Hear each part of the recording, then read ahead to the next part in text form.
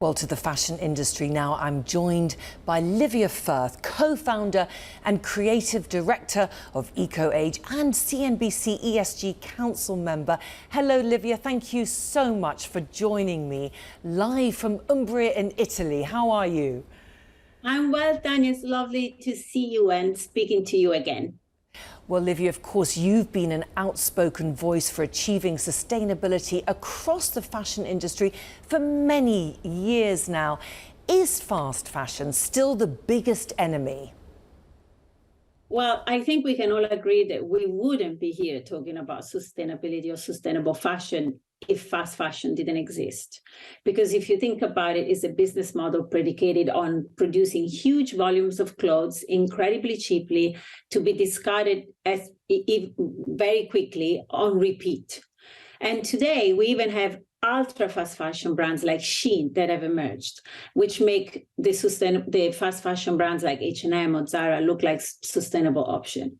I think that we all have to agree that also that sustainability is almost the wrong word that we're using today and the wrong goal for businesses, because to sustain suggests that we benchmark exactly where we are and we keep things at that level, and we can't do it anymore because, we only have one planet and we're using 3 planets worth of resources already. What do you think are the most substantial changes today that fashion producers and brands can do to truly become more sustainable? And also for the consumers or the individuals, what role do they have in addressing these challenges? Has public awareness really shifted enough, do you think, Livia? I think public awareness has shifted a lot. Whether is that enough? I don't believe so. Because again, if you look at like ultra fast fashion phenomenon of Shein, you actually wonder whether anyone has been, hearing anything in the last few years. In terms of solutions, both from businesses and consumers, but also governments, I think that the only possible solution today is slowing down. We need to have a very serious conversation about degrowth and about just transition, like how do we get there? And in terms of degrowth, it's a word that always, causes a lot of like negative thought immediately. But in the summer, for example, I read an article by an advisor on climate and energy called Sandy Kunas. And she was in fact saying that degrowth is a word that for some people is like Vivaldi's Fourth Season, and for others is like the nails against the chalkboard. But she explains it in one of the clearest way that I ever heard, which is, finite resources cannot sustain infinite growth. We know that. And that's the critique that degrowth expresses. But in contrast to economic recession, degrowth is not negative growth. It's a deliberate set of measures that aims at reducing the non-essential production and consumption in order to reduce the total energy and material footprint of the modern economy. So you have production and you have consumption, and both have to think about how do we scale it down. And how do we combat corporate greenwashing? Well, it's interesting because, again, looking at fashion, we have a huge problem because the brands are trying to protect their business, but in fact, there are businesses that need to protect people that make the fashion. So you have the issues like living wages, you have migration as a result of poverty and all of that.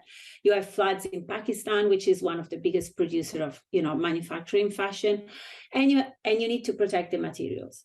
And in terms of materials, we have the big discussion today of natural fibers versus synthetic fibers.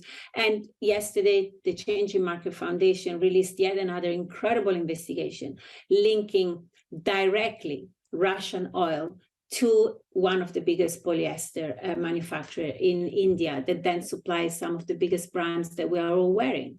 So we know that fashion relies on fossil fuels. And instead of brands putting efforts today into genuine transformation and remediation, they invest all their money into greenwashing operation, like green capsule collection or ambassadorial role to the Kardashian as a sustainability ambassador, like Boohoo recently did. But when will they stop prioritizing the agility of greenwashing strategies over the efficacy of meaningful and responsible impact reduction strategy? I bet you it costs exactly the same amount of money. Do you think there's been any progress made, though, Livia? I last spoke to you at the Sustainable Future Forum in 2021. Has there been any significant change? There's been some change that is happening now at legislative level, and I think this is an industry that urgently needs to be regulated. And so both at EU level now in Brussels and in the US, there have been a lot of legislation that are coming up and that are being proposed, like in the US, the Fabric Act, for example. And consumers also and competition authorities in Europe are particularly coming down on greenwashing. And if you look at the recent example of Norway, for example, ruling unlawful the use of the Higg methodology index, which is a widely used methodology to measure sustainability in fashion by a lot of companies, is a huge step forward.